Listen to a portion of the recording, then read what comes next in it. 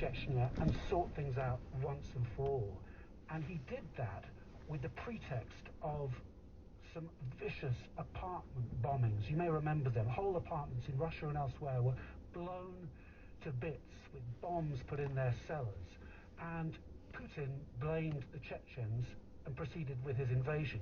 But there was pretty clear evidence that came to light almost immediately that actually the Russian security forces almost certainly had a hand in some of those explosions. In other words, they'd set up the Chechens and then they proceeded to go in and even more methodically, even more brutally, destroy every inch of territory. Every city, every town in Chechnya was pummeled. And so when you think now to Ukraine and to Kiev, and you think, well, surely Putin isn't going to go, he's not crazy enough to destroy Kiev. You know, Kiev, this city at the heart of Putin's nationalist agenda and his history. Well, I'm not so sure. I think Putin is a man who's got a track record in destroying and rebuilding in his own image. Andrew Harding there, familiar voice, of course, our Africa correspondent, formerly Russian correspondent as well, and you can listen to Ukrainecast on BBC Sounds.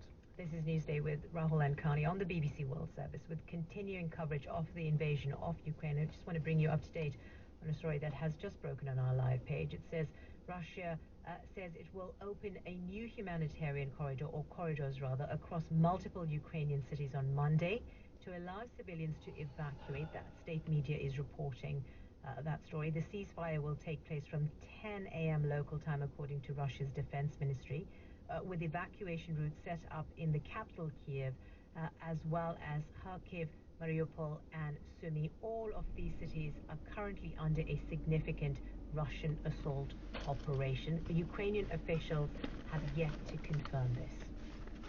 Kani, thank you for that. We will, of course, keep you across all those stories. But let us go and see how the world of sport is being affected by events in Ukraine. Al Ross will tell us more.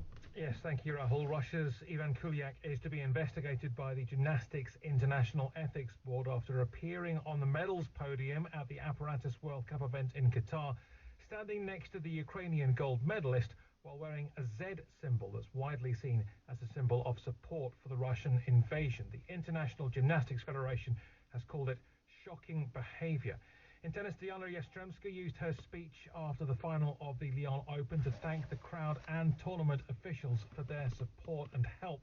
The 21-year-old fled Ukraine with her sisters at the start of the war and was handed a wild card for the tournament. She lost in the final, but says her prize money of around $15,000 will go to Ukrainian aid efforts.